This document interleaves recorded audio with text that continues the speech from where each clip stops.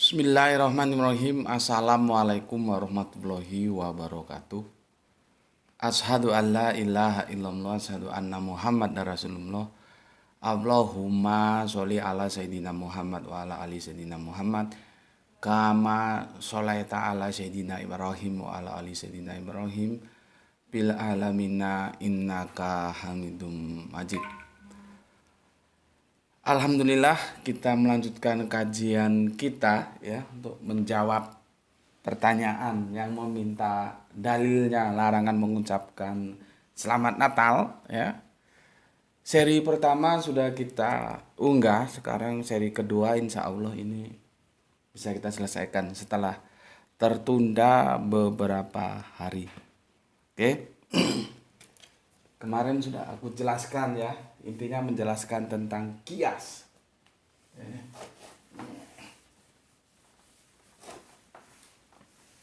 Ini sudah semua ya, hapus saja ini semua. Oke.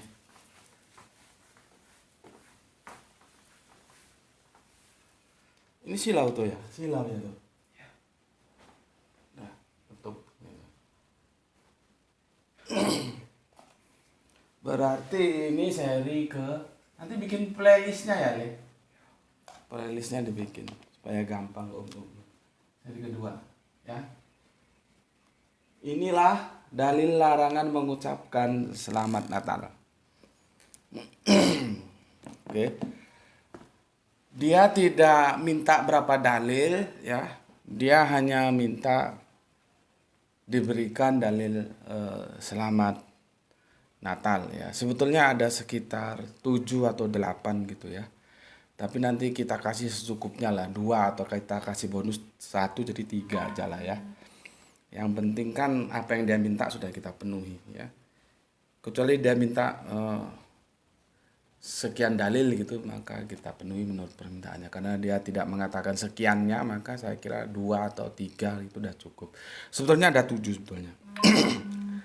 Oke. Seperti biasa ya, ayo kita doakan saudara-saudara kita yang telah bersolawat atas channel dakwah ini. Semoga dukungannya itu, solawatnya itu menjadi catatan langit amal soleh untuk mereka dan keluarganya. Begitu juga kepada semua yang mendoakan aku ucapkan terima kasih ya atas kebaikan doanya. Semoga kebaikan doa itu juga tertujukan kepada kalian semua. Amin amin ya robbal alamin. Gini, kita ngobrol aja dulu ya. Seperti biasa. Kita berputar-putar dulu. Beberapa waktu lalu, sekitar 1 atau 2 tahun yang lalu, aku punya teman diskusi itu dalam grup WA itu saudara Kristen dari Malaysia ya. Dia mengajukan surat An-Nahl ya, khususnya surat 69, tapi itu harus dibaca dari 68 supaya kena. Bismillahirrahmanirrahim. Dan Tuhanmu mengilhamkan kepada lebah ya, An-Nahl itu lebah. Buatlah sarang di gunung-gunung, di pohon-pohon kayu, dan di tempat-tempat yang dibikin manusia. Kemudian makanlah dari segala macam buah-buahan. Lalu tempuhlah jalan Tuhanmu yang telah dimudahkan bagimu. Dari perut lebah itu keluar minuman, dalam kurung madu ya, yang bermacam-macam warnanya. Di dalamnya terdapat obat yang menyembuhkan bagi manusia. Sungguh pada yang demikian itu benar-benar terdapat tanda-tanda kebesaran Allah bagi orang yang berpikir. Yang diajukan oleh teman Kristenku dari Malaysia itu ayat yang ke-9, 69 maksudnya, ayat yang ke-69. Kemudian makanlah dari segala macam, dalam kurung ya, dari segala macam buah-buahan. Jadi masalah. Dia bilang bahwa Ini salah satu bukti Al-Quran salah karena dia tidak sesuai dengan sains. Karena dia bilang, sejak kapan ada lebah makan buah-buahan? Ya, sejak kapan? Kan lebah itu makannya kan putik sari gitu ya. Kalau kita masih SMP dulu diajari. Ini ada lebah makan buah-buahan. Itu tekstual loh ya, bukan dalam kurung. Yang dalam kurungan itu kan macam-macam, artinya banyak jenis buahnya ya. Tapi buah-buahan itu dia tekstual, bukan tanda kurung, bukan dalam kurung. Ya. Sama roti itu buah. Gimana ini menjelaskannya kepada saudara Kristen kita yang dari Malaysia? Ya sempat pusing juga ya. Karena memang selama ini kita tahu bahwa yang namanya lebah itu makanannya ya putik sari, bukan buah. Nggak ada ceritanya lebah makan buah. Lah kalau ini di Al-Quran dikatakan lebah makan buah, itu secara saintis kan dalam tanda kutip salah. Kan begitu jadinya. Ini nanti kasih jangan lupa apa namanya? Timer ya. Karena nanti kalau pernyataan Bapak dipotong sama kafir-kafir laknatullah itu bisa berabe nanti. Justru nanti kalau dia unggah dia dapat power yang banyak nanti dia. Ya. Oke. Aku ulangi lagi. Aku sudah bilang bahwa kebenaran Al-Quran itu bisa diuji ya dengan berapa cara ya. Pertama, Al-Quran dengan Al-Quran ya. Al-Quran dengan fakta alam. Ya. Itu bisa. Artinya Al-Quran dengan Al-Quran, itu ayat-ayat dalam Al-Quran tidak boleh ada yang bertentangan. Kalau ada sudah bukan suci lagi kalau bertentangan. Al-Quran dengan fakta alam juga itu tidak boleh bertentangan. Karena kan fakta alam ini juga firman yang terhamparkan. Al-Quran itu firman yang tertuliskan. Jadi ada secara saintis, ada secara ayat by ayat tadi, itu tidak boleh ada bertentangan. Nah, sekarang kita masuk ke surat An-Nahl, surat yang ke-68, ini hubungannya sains. Ya, hubungannya sains. Jadi pusing juga saat itu ya. Bagaimana ini menjelaskannya? Karena kalau nggak bisa dijelaskan berarti kan Al-Quran tersalah jadinya. Sedangkan yang kita tahu bahwa lebah itu makannya ya putik sari, bunga-bunga itu kan. Kok di sini dikatakan makan buah? Akhirnya setelah sekian lama ya, lama itu akhirnya hunting ke Mbah Google. Alhamdulillah ada juga teman pernah kirim juga itu. Ternyata memang lebah itu mau makan buah. Itu di videonya itu makan buah apel dia. Nanti kalau kamu searching di YouTube itu bisa kok, lebah makan buah apel, nanti keluar gitu. Dan setelah itu ditunjukkan kepada teman Kristen kita, akhirnya dia bisa menerima. Aman sudah. Berarti Al-Quran tidak salah. Karena bisa dibuktikan ada lebah makan buah. Ya, lebah makan buah. Seandainya tidak ada data dari Mbah Google itu ya kita agak kerebotan jawabnya. Jadi itu tadi, selama ini kita tahu bahwa lebah itu makan putik sari. Ternyata ada lebah yang makan buah. Dan di Al-Quran dikatakan, kemudian makanlah dari segala macam buah-buahan. Wow. Ya untung ada Mbak Google. Videonya dikasihkan, akhirnya selesai sudah. Aman. Artinya tidak bisa dikatakan bahwa Al-Quran itu tersalah. Kan begitu. Bismillahirrahmanirrahim.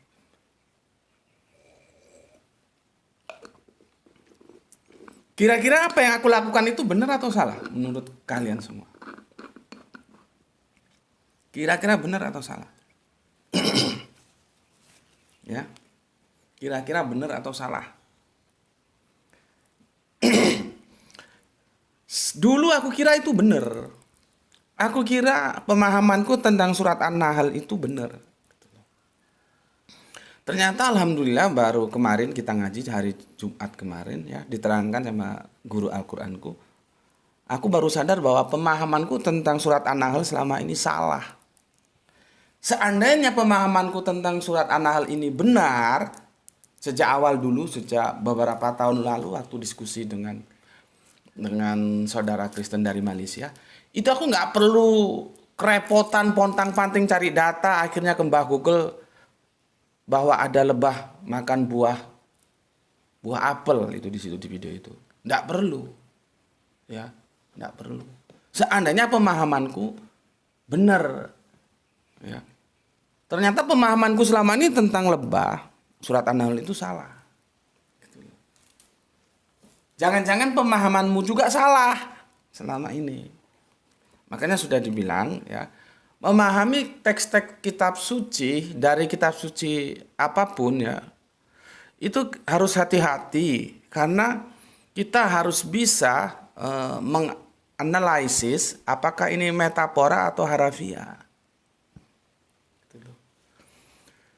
Kesalahanku selama ini memahami lebah, memahami An-Nahl itu harafiah, ya lebah-lebah itu. Ternyata itu salah. Salah itu. Aku baru Jumat kemarin dikasih tahu, itu salah. Yang dimaksud Al-Qur'an lebah itu bukan lebah harafiah, tapi lebah metafora.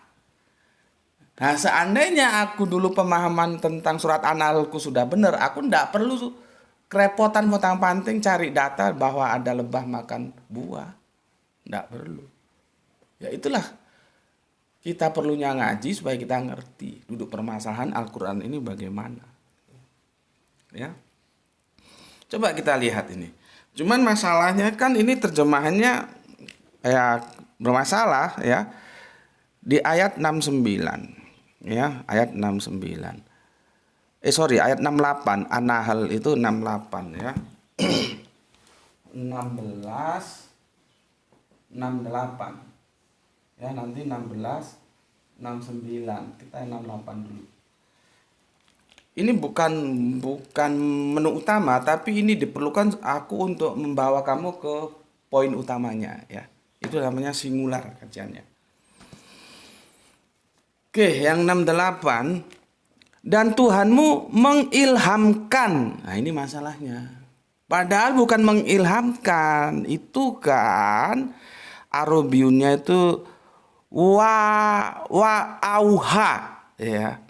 Wa auha ya. Itu seharusnya dan telah mewahyukan, bukan mengilhamkan. Ini sepertinya yang menerjemahkan juga sama seperti aku dulu salah memahami, dikirain An-Nahl itu lebah itu adalah lebah beneran. Sehingga ketika dia punya ya kerepotan ketika harus menerjemahkan. Jadi kata wahyu itu dirubah sama dia menjadi ilham. Karena dia pikir bagaimana kok ada lebah menerima wahyu. Bagaimana kok lebah dikasih wahyu, sedangkan wahyu itu untuk manusia. Kan gitu kan? Oke, selanjutnya ini yang 69 ya, yang 69. Kemudian makanlah dari segala macam buah-buahan, lalu tempuhlah jalan Tuhanmu yang telah dimudahkan. Nah, kira-kira suruh menempuh jalan Tuhan ya. Ini kami kalau ngaji tidak boleh pakai jalan Tuhan ini. Pakai rob ya. Suma kuli mingkulis sama roti fasluki subula rob biki zulula. Ya. Aku sebetulnya kalau suruh baca Arabiannya aku takut salah dan pasti banyak salahnya. Karena aku kemarin ketika aku ngaji juga banyak disalahkan. Ya maklum lah.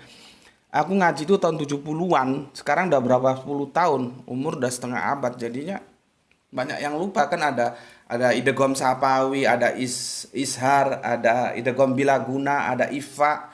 Kalau nun ketemu wawu gimana bacanya. Jadi kalau kita ngerti ya nahu, ngerti sorob ya, atau ngerti sorob, ngerti nahu ya, kita bisa tebak, oh orang ini ngerti ini, oh orang ini nggak ngerti gitu ya.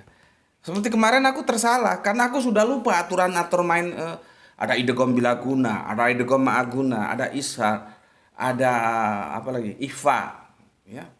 Itu tahun 70-an lah, sekarang berapa tahun lupa aku. Makanya kadang-kadang sudahlah, kalian lebih pintar tentang Arabiunnya, nggak usah aku ya.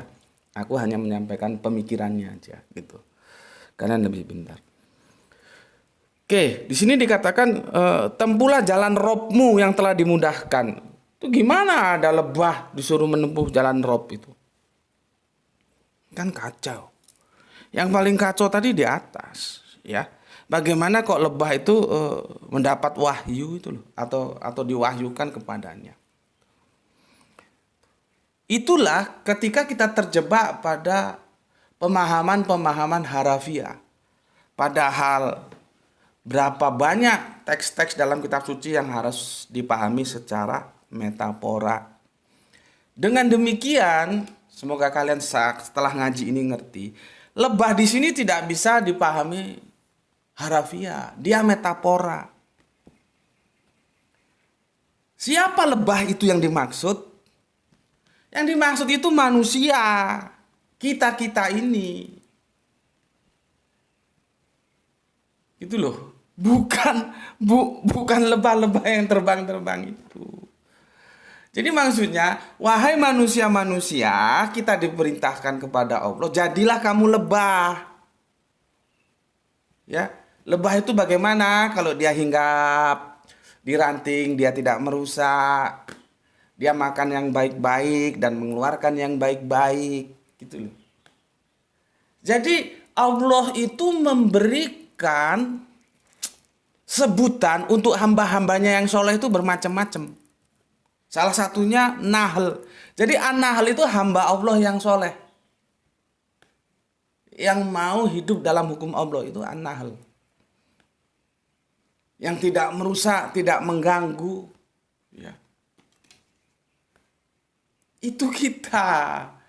Jadi garis bawahi lagi, Allah itu memberi gelar-gelar kepada hambanya yang taat itu bermacam-macam. Di antaranya kita dikasih gelar An-Nahl, lebah. Jadi orang Islam tuh harus seperti lebah hidupnya, tidak jadi biang kerok gitu loh. Kalau ada orang Islam tapi biang kerok, masih mau maling, mau korupsi, mau nyolong, itu mungkin KTP-nya saja itu yang Islam, tapi kelakuannya masih jauh. Karena apa ya? Karena nggak ngaji. Kalau ngaji dia tahu, oh Islam larang, oh nggak mau dia. Oh Islam boleh, oh jalan dia. Itu, ya. Maka salah satu tuh gelar yang diberikan kepada hamba-hamba Allah yang terkasih, Allah memberikan gelar untuk hamba-hambanya yang terkasih itu dengan sebutan An-Nahl. Maka kita harus hidup sebagai mana An-Nahl, begitu ya.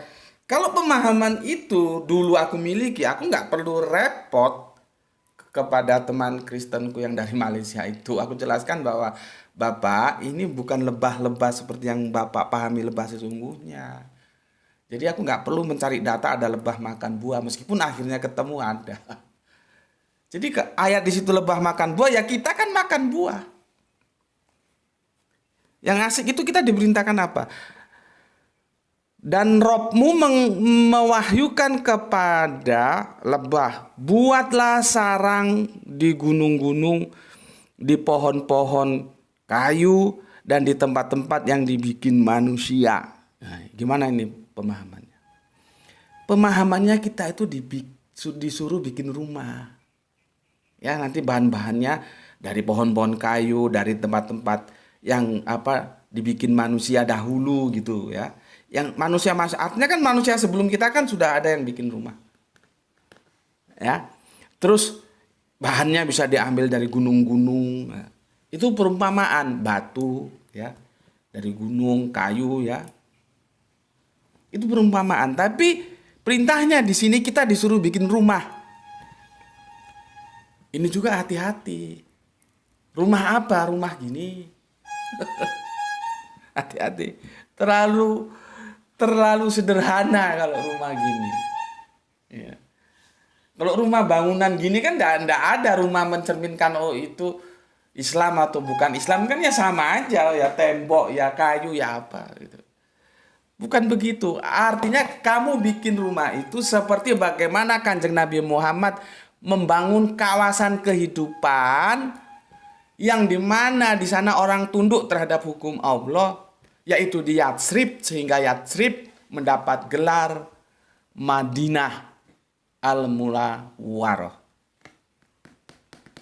Itu yang dimaksud rumah. Jadi kita diperintahkan seperti itu. Kita itu yang tempat yang dibikin manusia itu artinya nabi-nabi yang terdahulu kan sudah mencontohkan kepada kita. Sebelum Kanjeng Nabi Muhammad juga kan sudah dicontohkan kepada nabi-nabi terdahulu. Era kita contohnya Kanjeng Nabi Muhammad.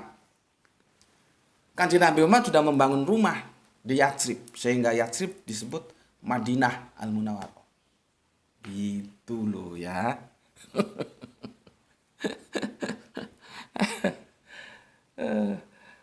Alhamdulillah, aku mau menjelaskan ini kok kemarin pas ngaji surat Al-Furqan, jadi tinggal aku menjelaskan ulang ke kalian ya. Cuman aku bawa ke sini dulu supaya kalian tahu bahwa kita itu diberi gelar oleh Allah, itu antara gelar-gelar yang ada itu adalah An-Nahl atau lebah. Nanti ada gelar lagi gitu loh ya, ada gelar lagi.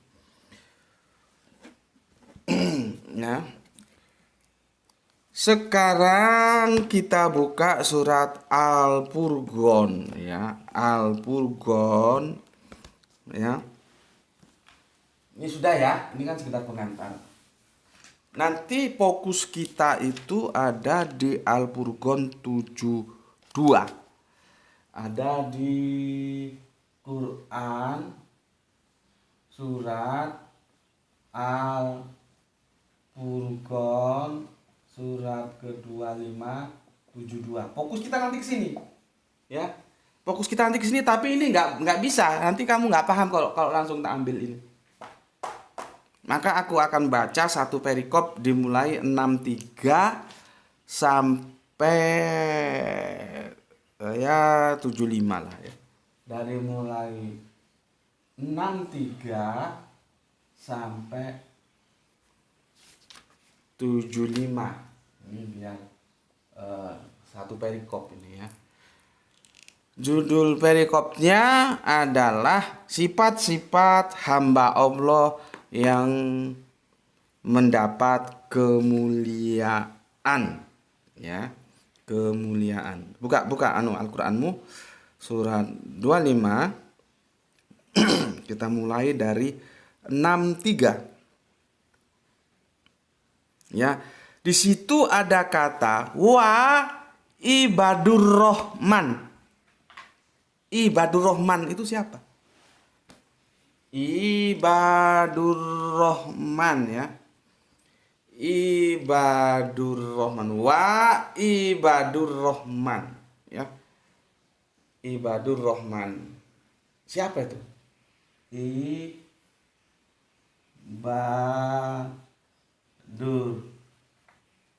rahman.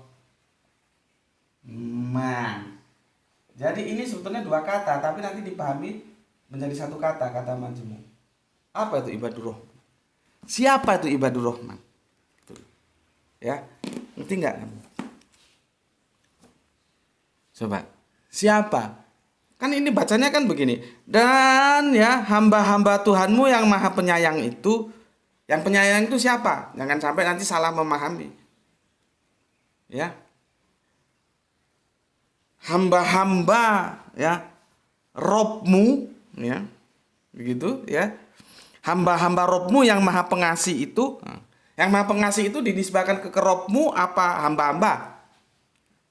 Hati-hati, jangan sampai kemarin keliru seperti waktu banyak teman-teman Kristen keliru memahami surat apa tuh kemarin. Kata ia adalah Allah, itu surat Paulus itu. Dikirain ianya itu ke Yesus. Dan alhamdulillah sudah dibenarkan oleh Pak dosen ya, saudara kita, dosen bahasa Ibrani. Gitu yang Kristen geblek yang masih bantah. Dosen ini loh sudah membenarkan masih dibantah sama Kristen geblek. Dia bilang iya itu Yesus. Orang iya itu ke Theos bukan ke Kurios kok. Ya. Makanya hati-hati lihat teksnya itu ya. Ini Pak dosen kita yang Kristen yang jago bahasa Ibrani membenarkan bahwa iya itu tidak ke Kuriosnya tapi ke Theos. Lagi itu loh yang coro-coro masih bantah gitu. Makanya kadang-kadang aku males jelasin gitu ya. Biarin aja. Buang-buang waktu gitu. Oke. Seperti ini juga begitu. Adapun hamba-hamba Robmu yang maha pengasih, itu maha pengasihnya itu kemana? Hati-hati. Maha pengasihnya itu adalah ke Rohman. Jadi nama proper name-nya itu Allah, ya. Nama sebutannya salah satunya Ar-Rahman. Gitu deh. Pengasih, maha pengasih. Allah itu punya beberapa proper name-nya Allah punya beberapa sebutan, nama sebutan. Salah satunya Ar-Rahman. Di sini adapun hamba-hamba Robmu yang maha pengasih.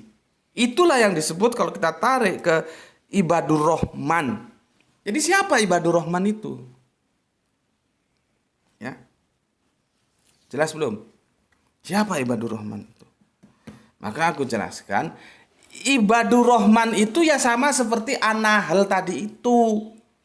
Ibadur Rahman itu adalah kita yang mau hidup tunduk terhadap hukum Allah. Itu Ibadur Rahman. Ayo otaknya dibuka. Ayo otaknya dibuka dikit-dikit ya. Supaya paham, supaya cerdas. Bahwa Ibadur Rahman itu ya kita ini. Disebut Allah Ibadur Rahman. Kalau di surat 16 tadi kita dikasih nama julukan itu An-Nahl. Nah, di sini kita dipanggil dengan sebutan keindahan yang lainnya yaitu Ibadur Rahman. Jadi Ibadur Rahman itu ya kita. Hamba-hamba Allah yang taat terhadap hukum-hukum Allah itu Ibadur Rahman. Jadi sebetulnya kata Ibadur Rahman itu sama dengan Abdullah gitu loh. Bapaknya kanjeng Nabi Muhammad. Cuman kan di sini lohnya itu kan Abdullah kan abdinya Allah. Ini Ibadur Rahman itu abdinya yang Maha Rahman. Di sini pakai nama eksistensi dia menjadi Abdullah karena sudah digandeng kan. Ini sebetulnya satu makna. Ibadur Rahman dan Abdullah. Paham di sini? Ini gelar-gelar yang diberikan kepada kita. Nanti surat Al-Furqan itu dari mulai 63 sampai 75 menjelaskan siapa orang-orang yang mendapat gelar Ibadur Rahman itu siapa. Ya.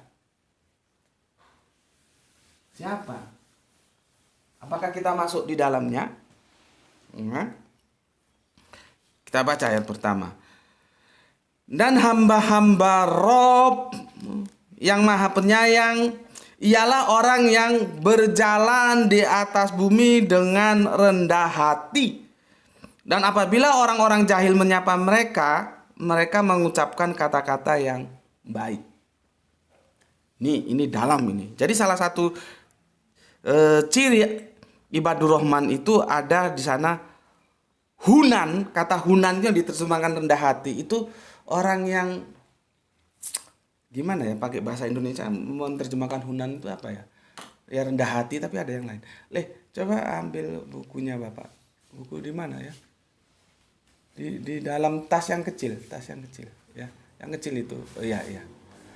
Apa ya rendah hati itu tepatnya? Itu orang-orang yang rendah hati itu bisa disebut Ibadur Rahman gitu loh. Syaratnya salah satunya rendah hati.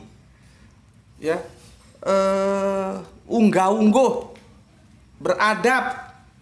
Kalau orang Jawa bilang itu unggah-ungguh gitu ya. Itu Hunan ya. Hunan gitu. Itulah ya syarat-syarat dia disebut Ibadur Rahman itu adalah Ya, orang-orang yang berjalan di atas bumi dengan hunan, rendah hati, tidak ini loh gue, nggak begitu, ya, rendah hati. Dan apabila orang-orang bodoh itu jahil, menyapa mereka, mereka mengucapkan kata-kata yang baik, ya, kata-kata yang baik.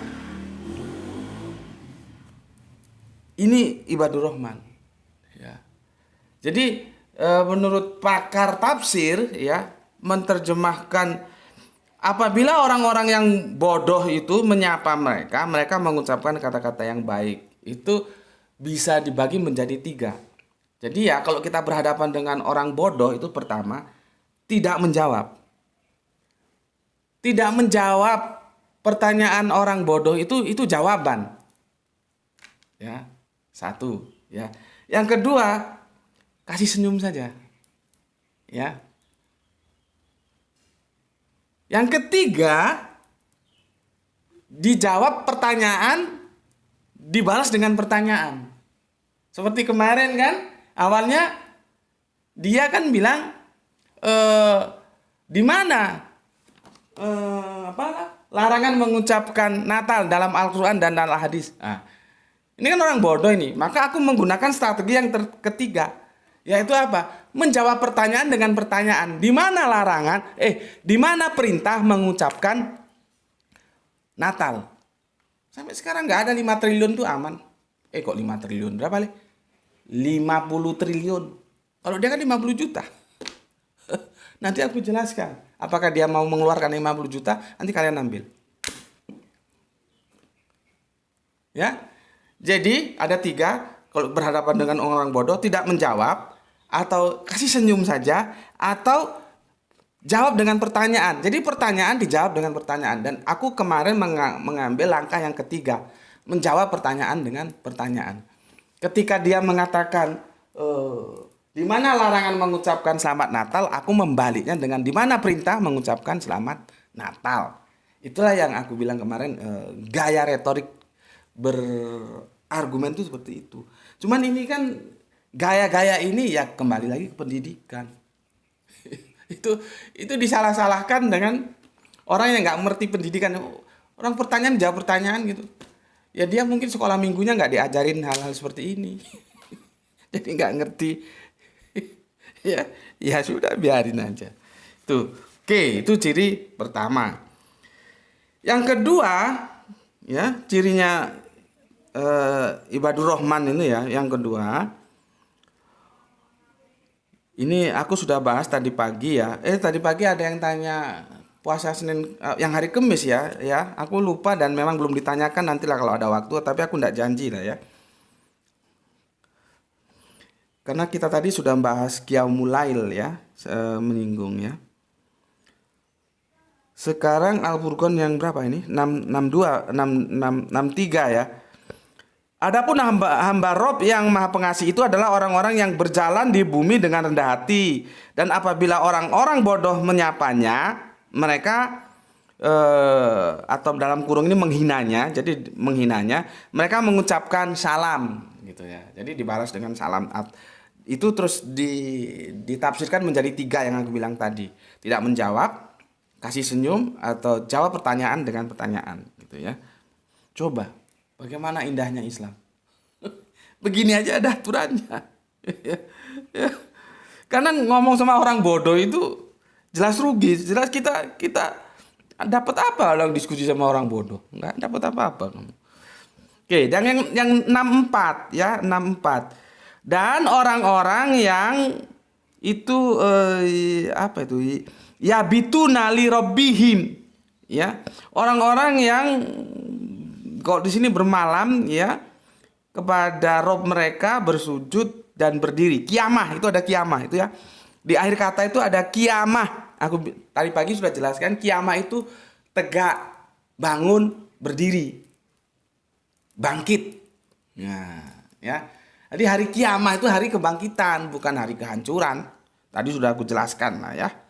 Oke. Nah, maksudnya, dan orang-orang yang melalui malam hari dengan bersujud, berdiri itu maksudnya kiamah, bangkit untuk Rob mereka, itu artinya kalian qiyamul lail. Jadi waktumu, katakanlah kalau kamu tidur jam 9, itu jangan kamu habiskan sampai nanti subuh. Ada waktu qiyamul lail ya, kamu curi waktu lah berapa gitu. Itu nanti ada aturannya itu kalau nggak di surat Mudatsir, di surat Mujamil. Ya, ada aturannya di situ ya. Nanti kapan-kapan bisa kita bahas. Tapi kita tahu dijelaskan bahwa di surat 25 Al-Bugron ini di ayat 64, orang yang bisa disebut sebagai ibadur rahman tadi itu ya, orang yang melalui malam tidak habis untuk begadang saja nongkrong di pinggir jalan, tidak. Tapi ada waktu yang digunakan untuk qiyamul lail ya. Yang 65, dan orang-orang yang berkata, ya Rob kami, ya. Bentar, 6 berapa ini? 6, betul 65 ya. Dan orang-orang yang berkata, ya Rob kami, jauhkanlah azab jahanam dari kami, karena sesungguhnya azabnya itu membuat kebinasaan yang kekal. Jadi di nar itu juga kekal. Di jannah itu juga kekal. Ya. Mohon dipahami, nanti kapan-kapan kita bahas. Karena masih juga ada yang salah memahami apakah di jannah itu temporari, apakah di nar itu temporari itu, ya. Kapan-kapan kita bahas. Itu ciri yang keberapa tadi? Ya hitung sendirilah ya. Ini banyak ini karena ini ciri-cirinya orang yang bisa disebut ibadur rahman. Terus yang ke-66 ya, sungguh jahanam itu seburuk-buruk tempat menetap dan tempat kediaman. Masuk ke 67. Dan dalam kurung termasuk hamba-hamba Rob ya, yang maha pengasih ya. Orang-orang yang apabila menginfakkan, kita tadi sekilas ya sudah menjawab tentang infak. Sebentar, ada telepon. Assalamualaikum. Eh, ya, ya. Nanti sampai makam segera telepon lagi ya Mas ya. Ini saya masih syuting ini. Nanti saya segera datang ya. Iya, nanti sampai makam segera ditelepon ulang ya. Oke. Makasih Mas. Assalamualaikum. Ada tamu dari Madura, Pamekasan. Ya. Oke. Oke, aku lanjutkan tadi ya. Yang keberapa ini? Yang ke-67 ya. Dan termasuk ibadur rahman adalah orang-orang yang apabila menginfakkan itu aku sudah jelaskan tadi, membelanjakan, mengeluarkan hartanya, mereka tidak berlebihan dan tidak kikir antara keduanya, tengah-tengah. Tengah-tengah. Jadi Islam itu melarang kita kikir, melarang kita boros. Gitu loh. Nggak boleh. Kikir sama orang lain itu nggak boleh. Jangan begitu. Kikir sama diri sendiri itu juga nggak boleh. Kan ada orang yang kikir terhadap dirinya sendiri itu aja kikir dia, apalagi terhadap orang lain. Coba. Contohnya, dia punya rezeki, ya beli buah, beli daging, beli apa. Yang itu nanti dengan buah daging itu membuat, kan ada hak-hak sel-sel kita dalam tubuh untuk mendapatkan nutrisi yang bagus supaya otaknya cerdas gitu loh. Nah kalau orang yang kikir nggak mau makan biasa, meski banyak uang disimpan aja, padahal nggak dibawa, mampus itu uang. Dalam Islam nggak boleh. Kikir terhadap diri sendiri pun nggak boleh, apalagi kikir terhadap orang lain. Tapi ini ada orang kikir terhadap diri sendiri, apalagi terhadap orang lain, itu nggak boleh. Boros juga nggak boleh. Harus tengah-tengah. Seperti ingat ketika kita butuh dana dulu, ya Kanjeng Nabi butuh dana, mau perang mau apa gitu, sahabat Abu Bakar kan mau menyumbangkan seluruh hartanya, kan nggak boleh sama Nabi, nggak boleh.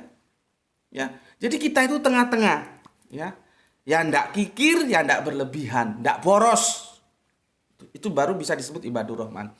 Tapi kalau kamu medit, ya medit, Medit seolah duitmu itu mau kamu bawa mampus nanti, ya. Padahal coba sih kamu lihat kalau ada orang di kafan itu, kamu lihat kafan itu ada sakunya enggak? Gitu loh. Kafan itu ada sakunya enggak sih gitu? Kalau begitu insya Allah kamu itu tidak menjadi medit. Kamu ngerti bahwa sesungguhnya harta yang kita bawa mati itu adalah harta yang kita infakkan di jalan Allah. Gitu loh. Cuman kan ya bagaimana ya, kalau nggak paham memang sulit. Gitu. Setan aja nggak suka sama orang medit. Apalagi orang sama orang. Orang sama orang medit nggak suka. Tapi kan berapa di antara kita tuh yang, aduh kadang-kadang nggak mau ngomong apa gitu. Harta itu nggak dibawa mati, bos. Kain kafan itu nggak ada sakunya. 1 sen pun kamu nggak bisa bawa mati. Supaya bisa dibawa mati, infakkan di jalan Allah. Gitu loh. Itu salah satu sisi. Salah satu sisi juga, kita nggak boleh jor-joran, nggak boleh boros. Jadi kalau kita pakai bahasa teknik nih, kalau aku teknik nih, itu ada satu kondisi yang namanya maksimal. Ada namanya maksimal. Ada namanya minimal. Nampak ini, Le? Ini kalau yang nggak pernah kuliah ya mungkin nggak ngerti ya. Tapi semoga pelajar Islam ini ya orang-orang yang makan pendidikan lah ya, cerdas gitu ya. Kalau yang goblok nggak ngerti nih dijelaskan gini. Antara maksimal minimal itu ada domain yang namanya itu optimal gitu loh. Optimal. Nah, kita dalam hal harta itu harus optimal. Nggak boleh maksimal boros, nggak boleh minimal jadi medit. Nggak boleh. Itu salah satu ciri ibadur rahman. Ya. Oke. Sepertinya nggak selesai nih. Aku akan jelaskan dulu sampai jelas-jelasnya sehingga nanti masuk ke sini gampang aku menjelaskan ya. Ya kita santai aja lah ya. Itu yang 6 berapa? 67. Ya. Jadi tahu ya tentang infak ya, tentang bagaimana kamu mengelola hartamu ya. Justru yang kamu miliki sesungguhnya kamu bawa mati itu yang kamu infakkan sesuai aturan Allah, bukan yang kamu habis-habiskan karepmu dewe gitu ya. Sekarang yang 68.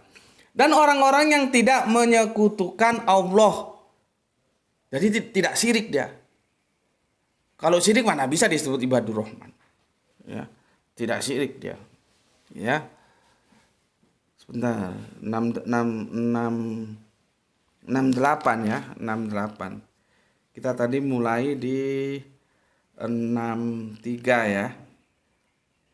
Iya sorry, di 63. 63 kita ya. 63 sekarang di 68. Dan orang-orang yang tidak menyembah ya selain Allah. Jadi ya sudah Allah saja, bukan selain Allah ada yang dua, itu syirik itu. Mau dia ngomong apa saja itu syirik karena ada yang lain selain yang satu itu. Mau diputar pakai bahasa filsafat apa aja lah selama otaknya itu waras, itu syirik itu. Nggak boleh. Allah itu nggak mau dicampur, Allah itu nggak mau dimadu. Dalam suatu hadis aku cari-cari belum ketemu tapi sahabatku pernah bercerita ada hadis begini, aku adalah Allah yang cemburu. Artinya apa? Jangan sekali-kali memadu Allah. Allah tidak mau dimadu oleh apapun. Dia harus menjadi tunggal, satu-satunya, only.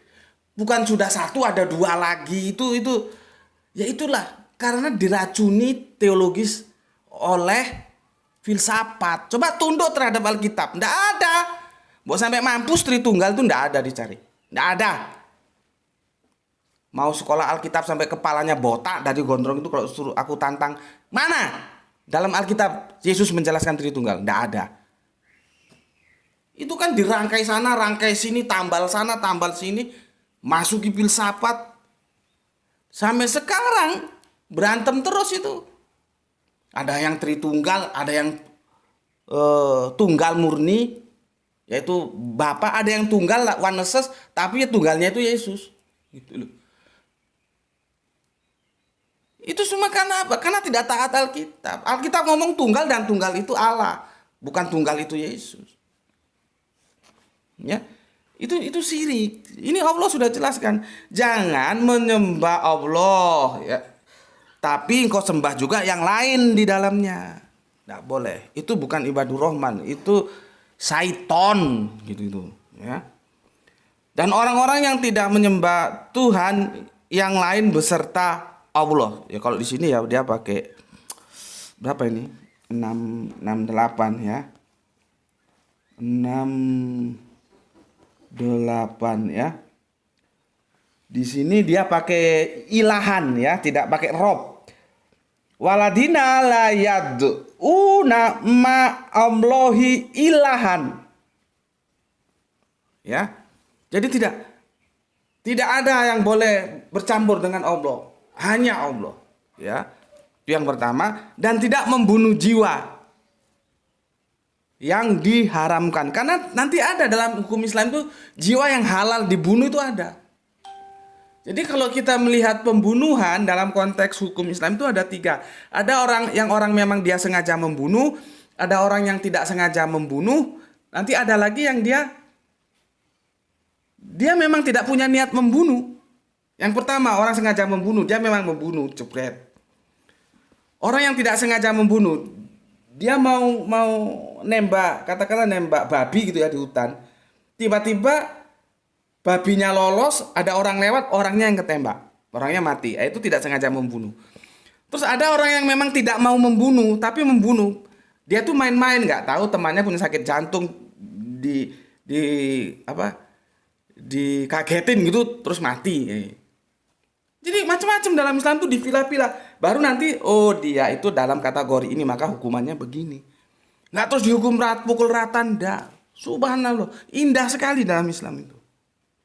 Ya, itu tentang membunuh jiwa. Jadi dalam Islam itu ada yang tidak boleh dibunuh, ada yang halal dibunuh, ada yang haram dibunuh. Gitu ya.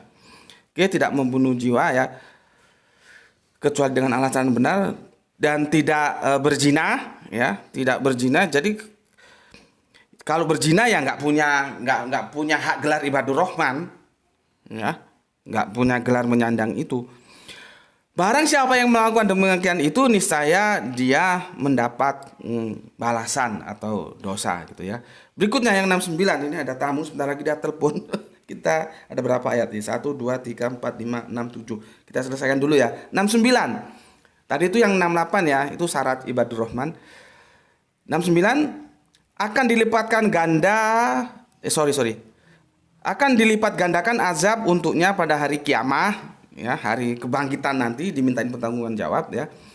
Dan dia akan kekal dalam azab itu dan dalam keadaan terhina. Jadi di azab itu kekal, bukan dikasih porsekot nanti ditarik lagi gitu, enggak. Masuk ya sudah. 70 kecuali orang-orang yang bertaubat. Ya, jadi untuk yang pezina tadi, yang tukang bunuh tadi, yang apa tadi ini tadi ya, berzina, tukang bunuh, itu masih dikasih satu pintu, bertobat ya. Kecuali orang-orang yang bertobat, beriman dan mengerjakan amal soleh, maka kejahatan mereka bagaimana? Coba ini, bagaimana nih kasih sayangannya Allah ini, coba. Sama yang bejat-bejat tuh masih dikasih kesempatan bertobat. Bahkan ini lihat itu, maka kejahatan mereka diganti Allah dengan kebajikan. Subhanallah. Jadi kalau kamu bajingan, kamu bertobat, tobat nasuha loh ya, jangan kapok lombok kalau orang Jawa bilang. Kapok lombok itu sekarang tobat, besok kumat maneh. Itu kapok lombok. Kamu benar-benar tobat nasuha, maka kejahatan mereka itu diganti Allah dengan kebajikan. Dan adalah Allah pengampun lagi maha penyayang. Jadi kalau kamu sudah terlanjur pernah syirik, tapi mudah-mudahan janganlah ya. Pernah zina, bertobat supaya kejahatanmu itu diganti Allah dengan kebajikan. Jadi masih ada pintu tobat. Berikutnya 71, dan orang-orang yang bertaubat dan mengerjakan amal soleh, maka sesungguhnya dia bertobat kepada Allah. Nah ini dengan taubat yang sebenar-benarnya. Jadi bukan kapok lombok. Orang makan lombok itu pedes, tapi besok makan gak ada lombok, nyari lagi dia. Itu namanya kapok lombok. Tobat lombok itu kumat maneh, nggak boleh begitu. Tobat minta ampun sama Allah, berjanji sama Allah, ya Allah ampuni hamba-hamba tidak mengulangi lagi. Baru kamu bisa dapat gelar ibadur rahman. Gitu ya. Oke, 72. Ini yang akan jadi pertarungan sengit 72 ini ya. Tapi tidak aku uraikan dulu karena nanti ada tamu, mungkin nanti ini sampai seri ketiga kita khusus menjelaskan secara tersendiri surat yang 72 ini ya. Begini, dan orang-orang yang tidak memberikan persaksian palsu. Dan apabila mereka bertemu dengan orang-orang yang mengerjakan perbuatan-perbuatan yang tidak berfaedah, mereka melalui saja dan menjaga kehormatan dirinya. Inilah ya yang menjadi jawaban ini. Ya. Di mana kita dilarang untuk mengucapkan Natal dalam Al-Qur'an? Di 72 ini. Tapi ini perlu dikupas tuntas supaya kamu paham. Ya. Sementara kita lalui dulu ya. Mungkin nanti di seri 3 sekalian dengan hadisnya. Jadi nanti aku kasih jawaban. Kan mintanya hadis dan Al-Qur'an. Al-Qur'an dan hadis nanti, ya. Oke. Sekarang yang 73. Dan orang-orang yang apabila diberi peringatan dengan ayat-ayat ya. 73 sekarang ya, sebentar. Ini harus berimbang nih, sebentar. 73. Aku itu kalau nggak ngecek ke Arabiunnya nggak puas tentang Tuhan itu Rob apa ilah gitu loh. Ini agak repot. Dan orang-orang yang apabila diberi peringatan dengan ayat-ayat dari Robnya, ya dari Rob mereka tidak bersikap sebagai orang-orang yang tuli dan buta. Nah ini juga bahasa metafora. Yang tuli, yang tuli mata hatinya. Kan ada lagu gitu ya. Yang buta gitu ya. Apa terus kemana? Lupa aku. Jadi yang dimaksud ini bukan orang tuli yang secara medis tuli, bukan. Bukan orang yang buta secara medis. Buta bukan. Kalau pakai bahasa Jawa ini dablek. Orang ini orang yang dablek. Dikasih ayat-ayat dari Robnya dia dablek gitu loh. Di sini pakai istilah buta tuli. Maka kata-kata mati itu hati-hati ketika ada hadis bacakanlah la ilaha illallah kepada orang yang mati. Aku nggak salah sudah jelaskan. Jangan kamu kira orang yang mau mati yang sekarat itu. Bahwa ketika la ilaha illallah di dalam hati itu sudah hilang, pada saat itu kau bangkai. Kau bangkai, mati kau. Mayat berjalan kau. Kalau di dalam hatimu tidak ada la ilaha illallah. Walaupun kamu hidup, bisa ke mall, bisa wisata ke pantai, bisa ke bank, ngambil duitmu, bisa bawa mobil, tapi kamu mayat. Kamu mati kalau di dalam hatimu nggak ada la ilaha illallah. Maka hadisnya, bacakanlah la ilaha illallah kepada orang yang mau mati itu. Supaya hidup lagi. Bukan orang mau mati, terus kupingnya, la ilaha illallah. Ya sudah nggak bisa, kesadaran sudah setengah mampus kok. Nanti kita lihat bagaimana. Kan ada hadis itu yang lisannya terakhir la ilaha illallah masuk jannah. Itu Firaun itu lisan terakhirnya la ilaha illallah itu. Kalau begini aku percaya dah kepada Tuhannya Musa dan Harun. Gitu. Tapi Allah kan sudah gemes ditelap no aja. Assalamualaikum. Oke. Oh. Sip mantap. Mantap. Sekitar 15 menit saya sampai, Mas. 15 menit paling. Oke, assalamualaikum. Waalaikumsalam. Nah, ini sudah ditelepon. Ini kurang berapa ayat ini ya? Kurang tadi berapa? 73 ya. Dan orang-orang yang apabila diberi peringatan dengan ayat Tuhan mereka tidaklah menghadapinya sebagai orang yang buta orang yang tuli dan buta, maksudnya orang yang dablek ya. 74 dan orang-orang yang berkata ya. Ini aku agak sulit ngontrolnya nih. 74 ya. Ya. Dan orang-orang yang berkata, "Ya Rob kami, anugerahkanlah kepada kami istri-istri." Ingat tuh ya, ini istri-istri. Bukan istri. Ini perempuan-perempuan Islam ini supaya tahu.